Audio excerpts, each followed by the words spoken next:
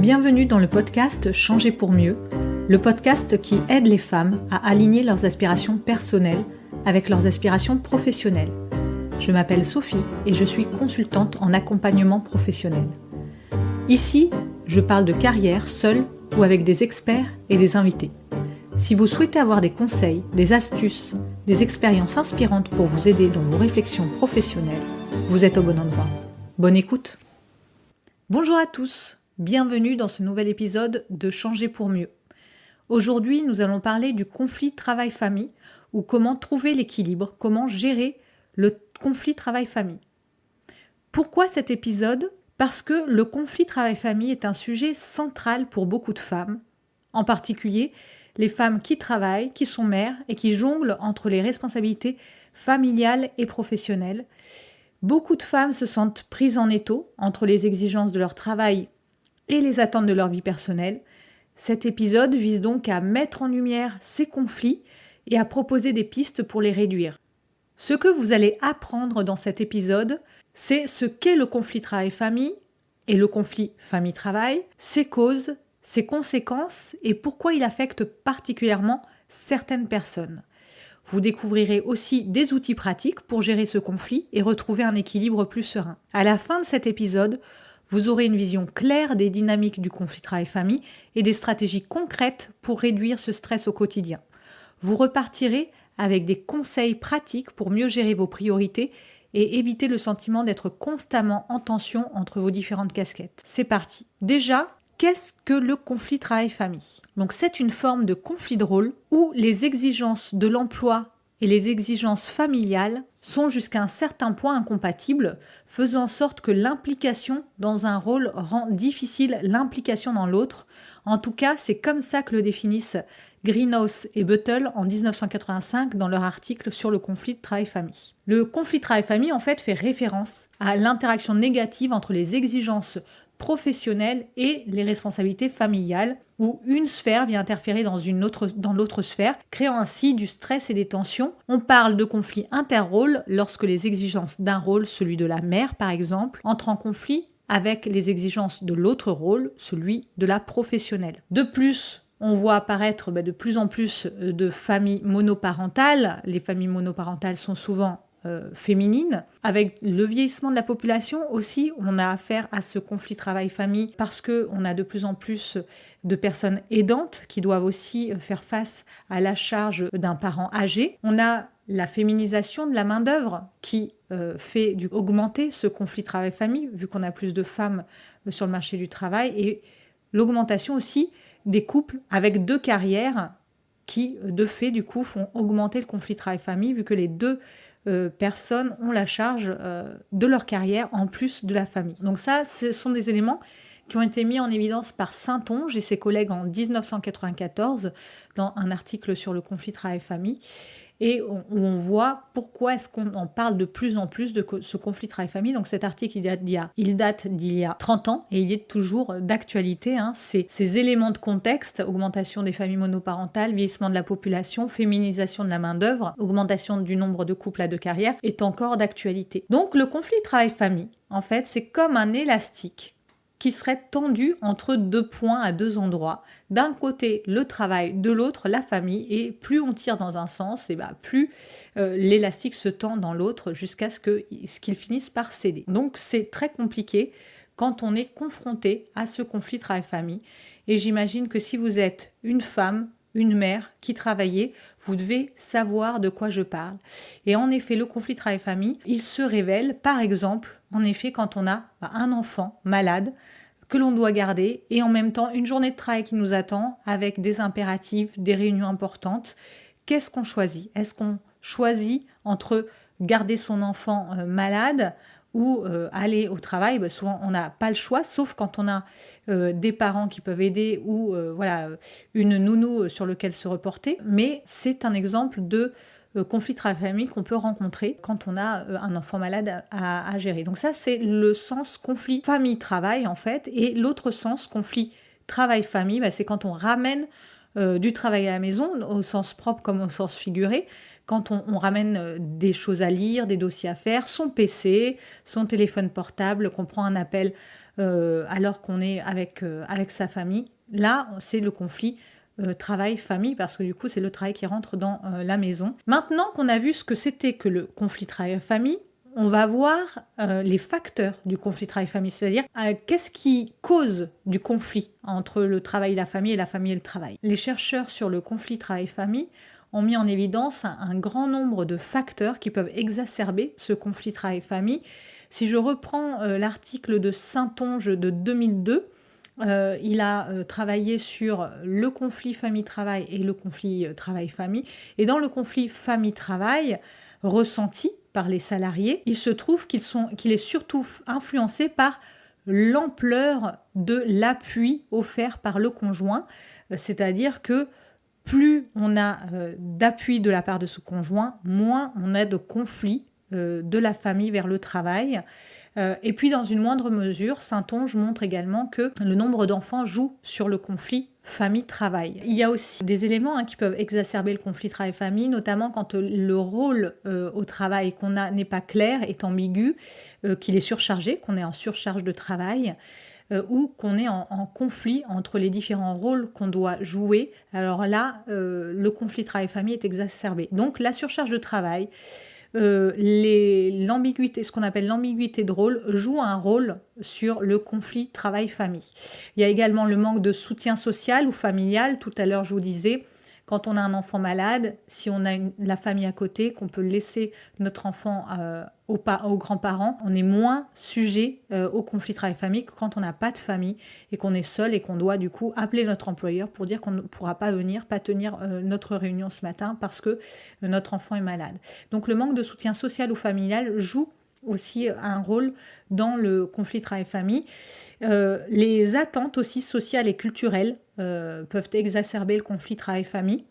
Les attentes sociales et culturelles liées au rôle de la femme dans la famille, le rôle de mère, dans lequel les exigences sont très importantes, et puis aussi les attentes sociales et culturelles liées au travail, la pression qu'on met au travail joue un rôle sur le conflit travail-famille. Et quand on a du mal à poser des limites claires entre la vie personnelle et la vie professionnelle aussi, là, il y a plus de risques d'avoir du conflit travail-famille. Donc finalement, le conflit travail-famille, c'est comme essayer de remplir 2 bassins d'eau en même temps, sans savoir à quelle vitesse il faut remplir chaque bassin pour éviter que l'un des 2 bassins déborde. Donc c'est ce qu'on a certainement toutes rencontrées à un moment ou à un autre, quand on doit performer dans notre travail, qu'il y a des gros enjeux au travail et en même temps des gros enjeux aussi à la maison parce que les enfants sont à une phase critique, importante, l'entrée en 6e ou des problèmes d'accompagnement spécialisés parce que l'enfant a des troubles 10 par exemple et qu'il faut l'emmener voir l'orthophoniste.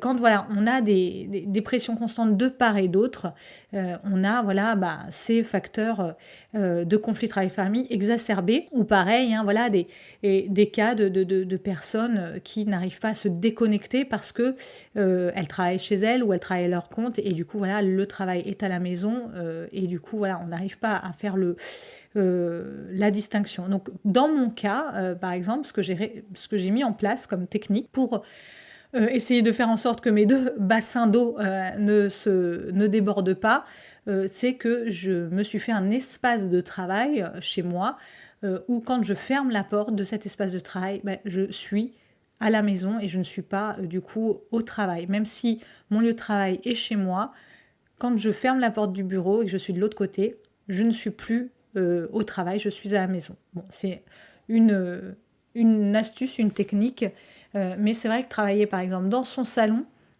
c'est très compliqué du coup après de faire la part des choses parce que le salon est finalement le lieu de travail et le lieu de la famille et du coup c'est compliqué après de faire la part des choses. Maintenant qu'on a vu à quoi était dû le conflit travail-famille et surtout qu'est-ce qui pouvait exacerber ce conflit travail-famille, on va voir les effets du conflit travail-famille, famille-travail. Donc qu'est-ce que ça a comme effet d'être confronté à ce conflit? Donc Saintonge, encore une fois, en 2002, met en évidence que plus les employés estiment que leurs exigences professionnelles sont en conflit avec leurs exigences familiales, moins ils se disent satisfaits de leur vie en général et de leur vie de famille. Donc déjà, le conflit travail-famille a un impact sur la satisfaction vis-à-vis de notre vie en général et de notre vie de famille. Les conséquences du conflit travail-famille peuvent être autres. Il peut y avoir du stress, de l'épuisement, des éléments liés à la santé, une dégradation de la vie personnelle et professionnelle, une perte de motivation, voire même du burn-out. Donc ça peut affecter, je vous disais, la santé mentale et physique avec par exemple des troubles du sommeil, de l'anxiété, de la dépression.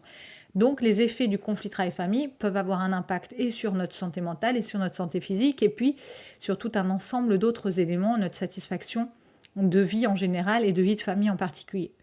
Donc c'est un peu comme quand une batterie se vide petit à petit, qu'on n'arrive pas à recharger, on a perdu le chargeur. À force de puiser finalement à chaque fois dans les deux sphères. Si les deux sphères sont trop contraignantes, il n'y a plus de ressources finalement pour la personne et ces batteries sont vidées. J'avais le cas d'une amie qui avait comme ça 2 enfants en bas âge, une vie professionnelle très prenante et qui du coup s'est fait accompagner d'un coach qui lui a conseillé de revoir ses priorités pour pouvoir ne pas essayer de tout faire et essayer d'accepter que par exemple, en effet, pour le moment, ces 2 enfants étant petits, qu'elle ait moins de temps pour sa carrière, c'est pas grave, elle y reviendra plus tard, et qu'elle se consacre davantage à sa famille, sans pour autant faire une croix sur sa carrière, mais que voilà, pour le moment, qu'elle ne culpabilise pas d'être avec ses enfants plutôt qu'être 100% sur sa carrière. Voilà, sinon, on n'a pas de moyen de recharger la batterie et la batterie se vide petit à petit. Donc, il peut y avoir des personnes qui se sentent submergées parce qu'elles ont des très grosses attentes vis-à-vis de leur vie professionnelle et vis-à-vis de leur vie personnelle et que du coup finalement leur emploi du temps, leur bande passante ne suffit plus, elles n'ont plus de temps pour se recharger, pour répondre à leurs besoins et du coup elles ressentent petit à petit une perte de sens dans leur vie liée à ça. Donc du coup maintenant qu'on a vu à quoi était dû le conflit travail-famille et les effets du conflit travail-famille, qui est particulièrement concerné par le conflit travail-famille. Comme je l'ai dit au début, les plus concernés par le conflit travail-famille, c'est les femmes, en particulier les femmes mères qui travaillent, sont les plus touchées par le conflit travail-famille parce que les attentes de la société, les attentes culturelles sont importantes vis-à-vis d'elles, notamment vis-à-vis de leur rôle de mère et aussi vis-à-vis de leur rôle de professionnelle. Une mère au foyer, par exemple, n'est pas très valorisée dans nos sociétés. Et en même temps, une femme qui ne pensera qu'à sa carrière en délaissant ses enfants sera aussi mal vue. Donc voilà, elles sont soumises à une grosse pression, de grosses attentes sociétales et culturelles. Donc ce sont surtout les femmes, mères actives, qui sont touchées par le conflit travail-famille, même si il peut y avoir des cas particuliers dans lesquels il peut y avoir aussi des hommes ou des femmes sans enfants qui sont touchés par ce conflit travail-famille. Notamment, encore une fois, avec le vieillissement de la population, on peut aussi penser à ce conflit travail-famille vis-à-vis des personnes en charge de parents âgés, aidant de leurs compagnons, aidant de leurs parents âgés. Et les femmes qui occupent des postes à responsabilité ou qui ont des carrières ambitieuses sont aussi plus susceptibles de ressentir ce conflit parce qu'elles ont souvent des horaires à rallonge, des obligations très chargées, peu de flexibilité sur leur emploi du temps. Quand on a une réunion importante avec un gros client, avec le PDG ou avec le CSE pour les RH parmi nous, on ne peut pas le reporter. Donc, il faut faire avec et donc il faut trouver une solution pour garder l'enfant malade plutôt que de reporter la réunion. Les femmes qui occupent des postes à responsabilité sont plus concernées par le conflit travail-famille. Donc, le conflit travail-famille peut toucher tout le monde, comme je disais, ça peut toucher des hommes, ça peut toucher des femmes, ça peut toucher des jeunes, ça peut toucher des plus âgés, mais il y a des personnes qui sont plus susceptibles d'être touchées. Et c'est comme si on avait tous une course à courir, mais que certains avaient plus de poids sur les épaules que d'autres pour cette course à réaliser. Qui est concerné par le conflit travail-famille ? Les personnes en horaire décalé. Donc, moi, dans ma thèse de doctorat, j'ai étudié la population du personnel infirmier. Les infirmières travaillent en horaire décalé, des horaires de nuit, le week-end. Donc, ce sont des personnes en plus très féminisées parfois familles monoparentales, donc qui sont particulièrement concernées par le conflit travail-famille. Les mères célibataires aussi, les familles monoparentales sont concernées par ce conflit parce qu'elles assument seules la charge de la famille, ou il y a aussi des femmes en couple, mais où la répartition des tâches domestiques est inégale et du coup, elles ressentent plus de conflits travail-famille. Quand elles ont un compagnon, par exemple, qui fait beaucoup de déplacements, qui n'est pas souvent à la maison, du coup, ce conflit travail-famille est très fortement ressenti. J'ai dans mon entourage pas mal de femmes de militaires, par exemple. C'est très compliqué pour elles quand leur mari est en mission, d'avoir une carrière très, très importante parce qu'elles gèrent tout à la maison. Maintenant qu'on a vu tous ces éléments-là, qu'est-ce qu'on fait pour réduire le conflit travail-famille? C'est bien beau d'avoir expliqué ce que c'était, ces facteurs, ces effets, et puis qui était concerné par ce conflit travail-famille. Mais maintenant, qu'est-ce qu'on peut mettre en place pour lutter contre ce conflit, réduire le conflit travail-famille? Je vais vous donner quelques éléments, quelques outils pour réduire le conflit travail-famille. Donc déjà, j'en reviens à mon article de Saintonge de 2002 où il est indiqué que pour minimiser le conflit travail-famille et optimiser la satisfaction à l'égard de la vie en général, les employés et les employeurs devraient d'abord et avant tout veiller à occuper et à offrir des postes où leurs rôles sont peu conflictuels, peu flous, peu surchargés. Donc déjà, travaillons sur finalement le rôle au travail. Qu'est-ce qu'on attend de moi au travail ? Quelle est ma charge de travail? Est-ce qu'elle n'est pas trop élevée? Faisons un focus sur le rôle attendu au travail. Après, l'une des clés pour réduire le conflit travail-famille, c'est de développer des stratégies pour mieux gérer le temps, les attentes et les priorités. Donc il peut y avoir un certain nombre d'outils, comme des outils de gestion du temps, des outils liés à la délégation des tâches et des outils liés à la communication avec son entourage. Même si le conflit travail-famille peut être intense, il existe des stratégies concrètes pour réduire le stress provoqué par le conflit travail-famille et retrouver un meilleur équilibre. Quelques outils et approches peuvent faire une différence et donc parmi ces outils, je vais vous en donner quelques-uns et après, j'espère qu'ils vous aideront. Déjà, des outils de gestion du temps et des priorités. Une des clés pour arriver à réduire le conflit travail-famille, c'est de prioriser. Savoir ce qui est le plus important à un moment donné de sa vie peut alléger la pression. Comme je vous le disais pour mon amie, quand elle a géré ses priorités, elle s'est dit ma priorité à ce moment-là, mes enfants sont petits, ce sont mes enfants. Ça l'a soulagée et ça lui permet de relativiser les choses. Après, il peut y avoir la gestion des priorités en termes d'organisation du temps. Des outils pratiques pour gérer son temps. Vous avez la matrice d'Eisenhower qui permet de classer les tâches en fonction de leur urgence et de leur importance. Je ne sais pas si vous connaissez cet outil, mais moi, il m'aide beaucoup au quotidien. Il évite en fait de perdre son temps sur des tâches à faible valeur ajoutée, des tâches non essentielles, et ça permet du coup de se concentrer sur les tâches à forte valeur ajoutée. Et moi, je m'en sers tous les jours, et donc cette matrice permet de classer les tâches importantes et urgentes, les tâches non importantes mais urgentes, non urgentes mais importantes ou non importantes, non urgentes. Moi, personnellement, je leur mets une somme, c'est 100 pour les tâches importantes et urgentes, 10 pour les non urgentes mais importantes ou urgentes mais pas importantes, et 1 pour les non urgentes non importantes. Et quand j'utilise cette méthode, évidemment, après, il faut commencer par celles qui ont le plus de points, donc les 100, les importantes et urgentes.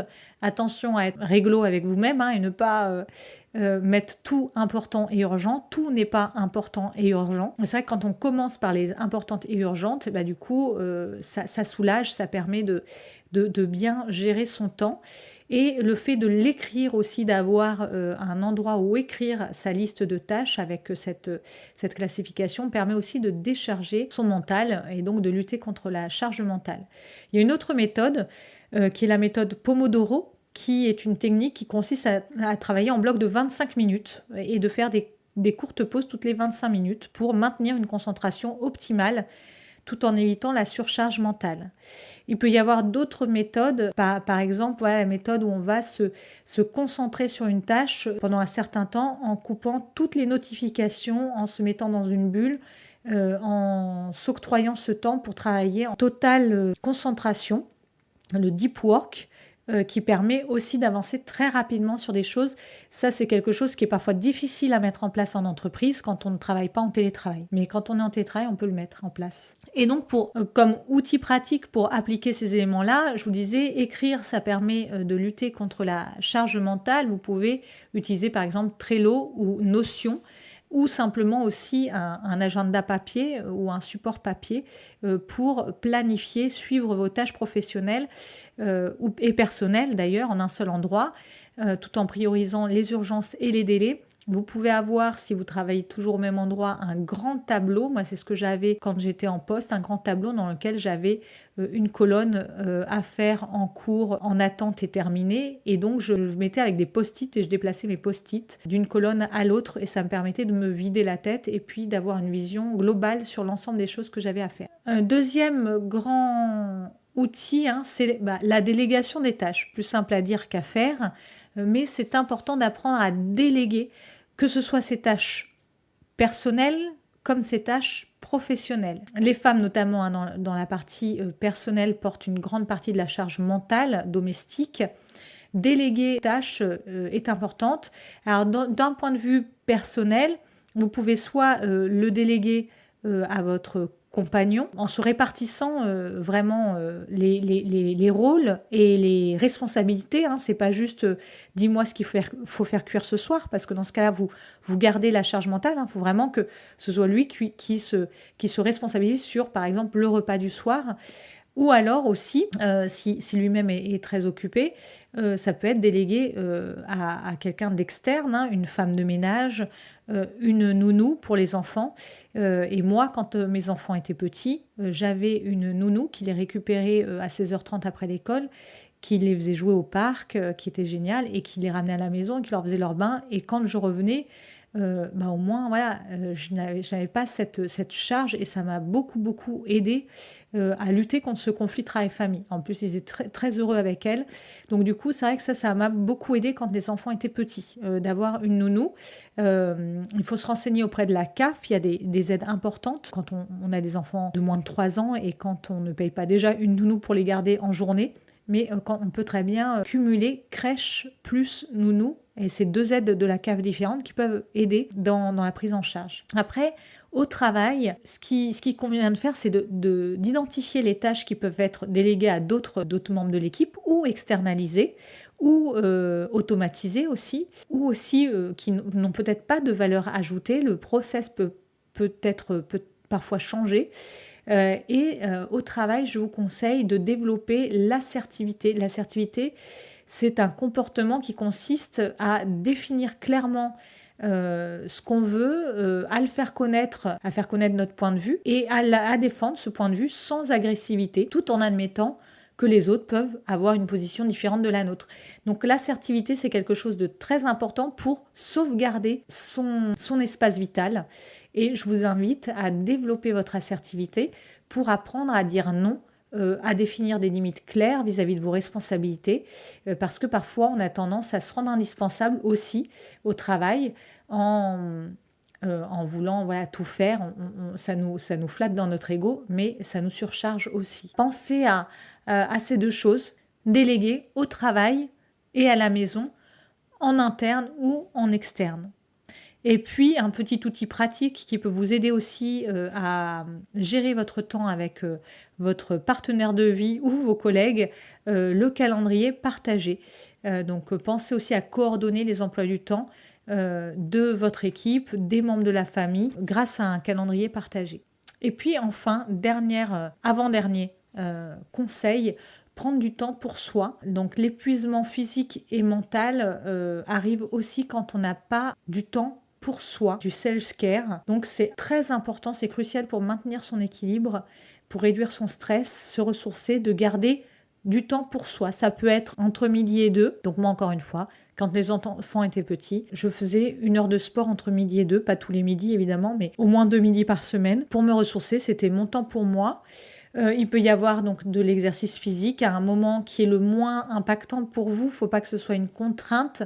Mais c'est vrai que la pause méridienne peut vraiment être un moment opportun quand on est en conflit travail-famille pour prendre ce moment pour soi, se prendre du temps déconnecté aussi, se réserver des moments sans connexion, sans téléphone, sans réseaux sociaux, se recentrer sur soi-même, prendre un bon bouquin. Il peut y avoir aussi de la méditation de pleine conscience, prendre quelques minutes chaque jour pour se recentrer, pour se détendre, pour réduire le stress, améliorer la clarté mentale. Il peut y avoir donc des applications qui offrent des séances guidées pour les débutants. Et le fait de se recentrer, de se détendre nous fait voir les choses souvent plus clairement et on gagne aussi en efficacité. Donc c'est un cercle vertueux parce que quand on est plus reposé, moins stressé, finalement on est plus efficace et du coup moins stressé, etc. Prenez le temps, ça peut être entre midi et 2, ça peut être si vos enfants font des activités périscolaires et que vous les accompagnez, ça peut être pendant leurs propres activités périscolaires que vous consacrez ce temps-là. Moi maintenant c'est ce que je fais. Et enfin, dernier outil qui est très important, redéfinir ses attentes et être réaliste. Le conflit travail-famille naît aussi du fait qu'on est très exigeant avec nous-mêmes, parfois irréaliste. Et du coup, il est important de se poser et de se demander qu'est-ce qui est indispensable pour notre équilibre. L'équilibre parfait n'existe pas, mais il y a des choses qui sont prioritaires et d'autres qui le sont moins. Certaines de mes invitées des épisodes de podcast ont rencontré des coachs et pour pouvoir identifier ces attentes, ces priorités, souvent le coach leur pose une question. Alors la question, ça peut être « Qu'est-ce que vous feriez si vous aviez 1 million d'euros ?» Donc pas de contraintes financières. D'autres questions, ça serait « Qu'est-ce que vous feriez si vous aviez une baguette magique ?» Mais en tout cas, l'idée c'est de se centrer sur ce qu'on veut, sur ses valeurs. Donc, réfléchir sur ses valeurs. Je vais vous mettre en lien de ce podcast le test de Schwartz sur vos valeurs. Et il vous aidera à connaître les vôtres et du coup à redéfinir peut-être vos priorités. Donc, prenez un moment pour identifier ce qui est vraiment important pour vous. Ça permet de mieux cibler vos efforts, de mieux comprendre, de mieux accepter aussi du coup vos limites. Si ma priorité c'est de faire du bien autour de moi et que du coup mon emploi du temps ne me le permet pas, je vais peut-être recentrer mes efforts pour aller prendre ce temps vers les autres, quitte à ce qu'il y ait d'autres éléments qui ne soient pas accomplis, mais au moins je sais que c'est ça finalement qui me motive, c'est ça mon moteur. Donc il s'agit d'accepter en fait que certaines choses doivent être mises de côté. Rien n'est immuable, rien n'est irréversible. C'est pas parce qu'on met les choses de côté aujourd'hui qu'on peut pas y revenir demain. Donc certaines choses peuvent être mises de côté pour une période sans culpabilité. Dites-vous aussi que les choix que vous faites aujourd'hui peuvent aussi être réversibles. Et il y a beaucoup de choix qui sont réversibles. Fixez-vous aussi des objectifs SMART, spécifiques, mesurables, atteignables, réalistes, temporels, pour vous concentrer sur des objectifs donc réalisables et ne pas vous surcharger avec des attentes trop ambitieuses. Donc par exemple, vous avez décidé de réduire vos heures de travail après 18 heures pour être plus présente auprès de vos enfants, mais du coup, vous avez dû peut-être renoncer à certaines opportunités professionnelles qui vous amenaient à travailler plus tard ou à vous déplacer. Mais vous savez que pour vous, à ce moment-là, ce qui est important, c'est de vous occuper de vos enfants et donc vous êtes plus sereine avec votre décision. On arrive au terme de cet épisode sur le conflit travail-famille. Les outils et méthodes que nous venons de voir sont des éléments qui vous permettront de réduire ce conflit. J'espère qu'ils vous aideront. Si vous les mettez en place, n'hésitez pas à me faire un commentaire dans votre plateforme de podcast pour me dire s'ils ont été efficaces ou pas. Il est possible de trouver un équilibre serein, même si l'équilibre parfait n'existe pas. N'oubliez pas que chaque petite action compte. Comme le dit le podcast The Bee Boost, on est dans la théorie des petits pas. Une petite action peut faire une grande différence dans le conflit travail-famille. Nous arrivons donc au terme de ce podcast. En résumé, les points clés. Le conflit travail-famille est un défi majeur pour de nombreuses femmes, particulièrement celles qui jonglent avec des responsabilités professionnelles et familiales. Mais il est possible de mieux gérer ce conflit en mettant en place des stratégies de gestion du temps et de priorisation. N'oubliez pas de consulter les liens dans la description du podcast. pour plus d'outils et de lectures complémentaires sur le sujet. N'hésitez pas à me laisser un avis, un commentaire. N'hésitez pas aussi à nous partager vos propres stratégies pour gérer le conflit travail-famille et nous dire ce qui a marché pour vous. Merci d'avoir écouté Changer pour mieux et au prochain épisode.